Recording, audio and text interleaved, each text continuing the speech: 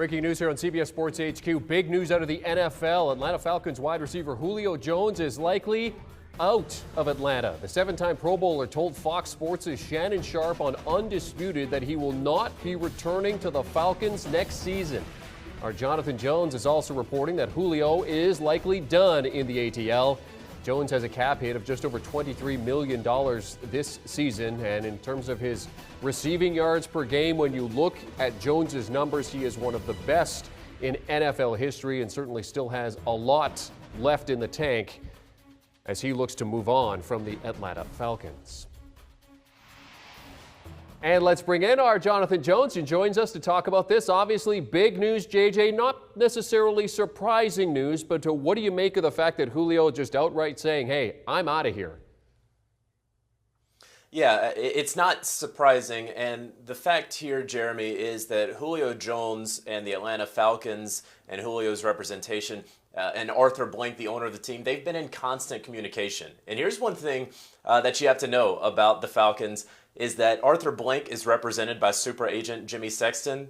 Julio Jones is also represented by super agent Jimmy Sexton. So they've all been talking. There's been no surprise throughout the last several weeks, more than a month ever since the reports started to emerge. And after speaking with multiple sources over the weekend specifically about Julio, what I have found is that there is not a legitimate trade offer currently on the table from any of the 31 other teams for Julio Jones. And I believe that the Atlanta Falcons will not take less than a second-round pick for Julio Jones. So if a team wants to say, call up new GM Terry Fontenot and say, hey, we'll give you a third-round pick, some comp pick for Julio, the Falcons aren't going to do that. They need cap space, but they have to do what's best for the Falcons in the short and the long term. And giving up one of the best receivers in NFL history, one of the best receivers that's doing it today, even though his play has slipped a little bit over the last year and a half, even though he dealt with injuries last season and missed 7 games, they're not just going to give him away. And so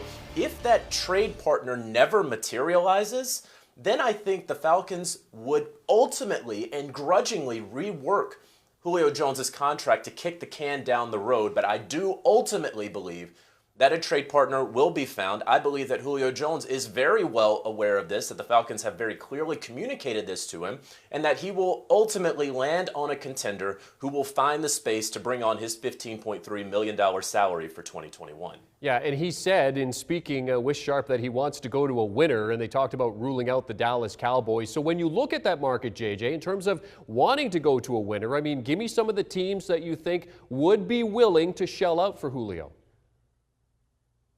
So there are about a quarter of the NFL teams right now who currently have the cap space. If they wanted to get this deal done today, and they wouldn't for transactional purposes because it has to be a post-June 1st trade, so it wouldn't become official until then, but they could sign all the paperwork. There are about a quarter of NFL teams, 8 or 9, that have the cap space. And included in that, the Jacksonville Jaguars, the Detroit Lions. Julio Jones isn't going there, and the Falcons aren't going to send him there, even if that second-round offer emerges for Julio. And so now you're looking at other teams. The San Francisco 49ers, perhaps, could absolutely be one of those teams. The Denver Broncos also have that cap space. And, of course, the Denver Broncos still in pursuit of Aaron Rodgers. And I wrote for this on CBSSports.com that, you know, this could be a Los Angeles Lakers type move, LeBron and Anthony Davis, if the Broncos really want to make that run at Aaron Rodgers and try to trade for him, go ahead and bring in Julio Jones as well. On the other side of that coin, might the Packers make that move for a Julio Jones? They don't really have the cap space right now, but if they are as desperate as they seem to be to keep Aaron Rodgers and make him happy, then you could trade that second-round pick for Julio, send that there, and then pair him with Davante Adams if you truly believe in the championship window, if Aaron Rodgers can be satisfied with that sort of trade. And then the other team, of course, is the New England Patriots, a team that spent plenty this offseason, as we all know.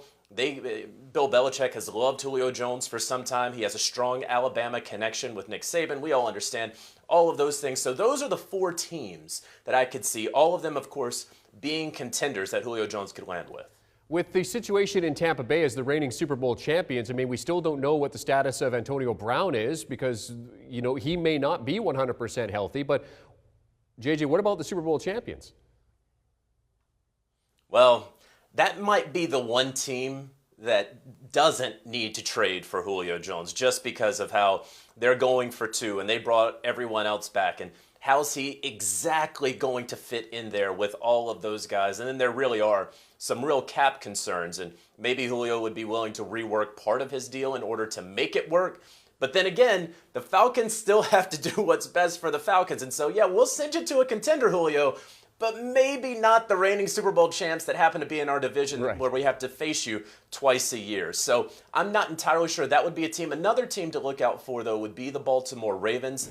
They're going to have to pay Lamar Jackson this offseason, so that one's going to be a tough one to fit under the cap. But I mentioned those four teams earlier. I would also add the Ravens in there as sort of a dark horse if they could figure out the money. I've mentioned just Tampa Bay just because you talk about the LeBron type of situation where you've got two big names, and going to play with Tom Brady certainly is something that appeals to a lot of wide receivers. So I had to ask you about that. Jonathan Jones, thanks for hopping on with us.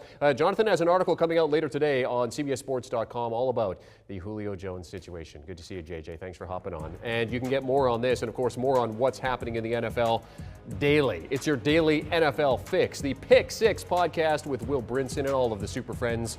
Be sure to download and follow wherever you get your preferred audio. Do you want a sports network that delivers everything that matters about the game? The highlights, the picks, the instant analysis, no yelling, no fake debates, no politics. Hit the subscribe button and never miss a moment.